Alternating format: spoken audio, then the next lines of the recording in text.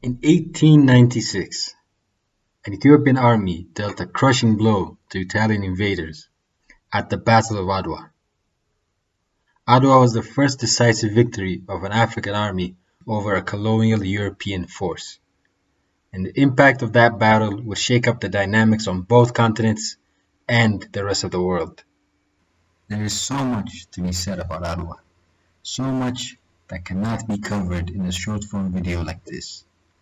So in this episode of Humble History, we will focus on how the Battle of Adwa looked on the ground from a strategic and military point of view. What exactly happened at Adwa?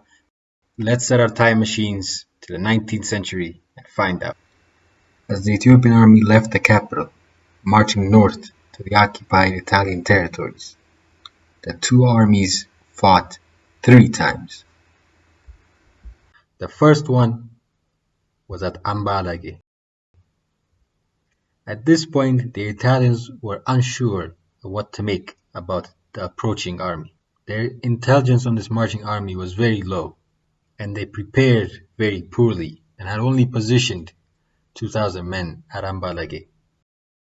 The area was open terrain, and since both armies had comparable military weapons, this battle was going to come down to a battle of numbers. The outcome of this battle was clear when the Italians saw 40,000 Ethiopians approaching, and this was only the advanced guard of the army. The total size of the Ethiopian army was an estimated 120,000 soldiers. The Italians at Ambalage were wiped out.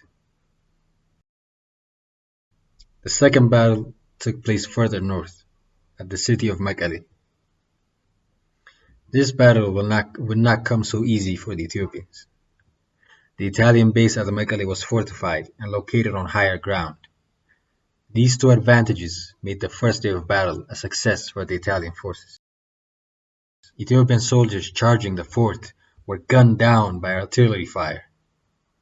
The day ended with an immense number of Ethiopian casualties. Seeing these deaths, Ethiopian leaders had to change tactics.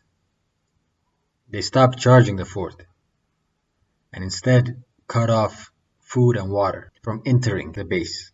After days of persevering with very little food and water, the Italians sent out a delegation to make a deal of surrender with the Ethiopians.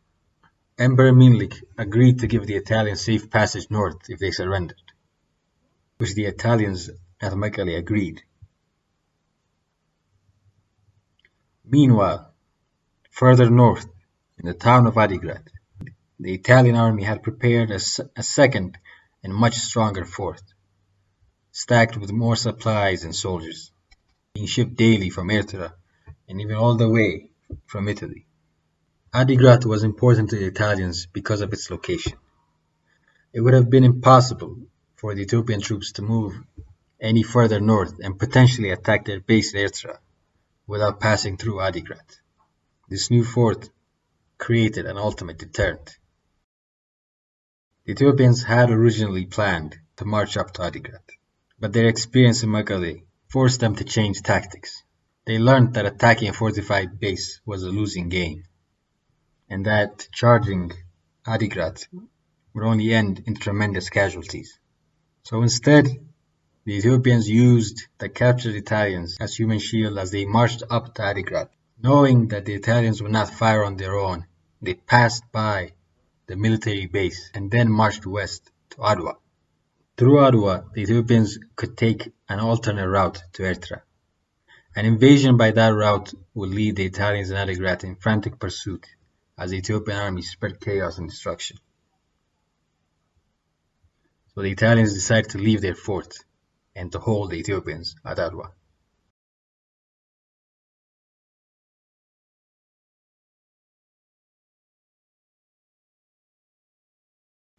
The Italians marched during the night. With the cover of darkness, they moved in 3 groups, hoping to get 3 different strategic positions before the Ethiopian army noticed. However, one of the groups overshoots. This marching battalion stumbles upon Ethiopian scouts. The scouts start to run back their base, firing their weapons as an alarm. The Ethiopians quickly dispatched divisions to attack the overshooting Italian flank. Meanwhile, Italian right flank quickly marched forward. Now both the left and the right side of the Italian flanks were facing attack. The center flank of the Italian army refused to move from its designated position, staying further back, unable to help the other soldiers. As the battle went on, and with the center flank refusing to advance, the center of the battlefield was empty. Seeing this as an opportunity, the Ethiopians decided to shoot the gap. Ethiopian soldiers fell into the middle of the battlefield, splitting the Italian army in two. Italian fire was effective, but the sheer number of the Ethiopian forces overwhelmed the Italian infantry. Ethiopians also positioned marksmen on higher ground, approximately 300 feet from the Italian lines. These marksmen prioritized shooting Italian officers, who were easy to find because of their differently colored uniforms. The Italian army was now short on numbers and also short on leaders. The Ethiopian army enveloped both sides. The Italian soldiers fought as long as they could, but the number of Ethiopian soldiers were overwhelming, pushing closer and closer. The Italians finally began their retreat. Due to the lack of officers, the retreat was frantic and uncoordinated. Most of the retreating soldiers were captured by the Ethiopian army. With most of the officers dead and the retreating Italians captured, the Ethiopians were victorious. The Battle of Adwa was over.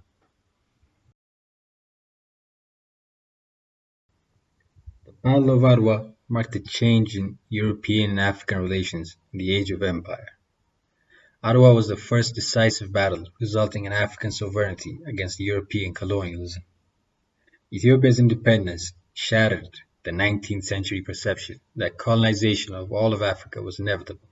And Adwa is something that many Ethiopians still hold close to their hearts, as the nation still celebrates March 1st as the victory of Adwa Day. That is it for this episode of Humble History. What did you learn? What do you think is something we left out?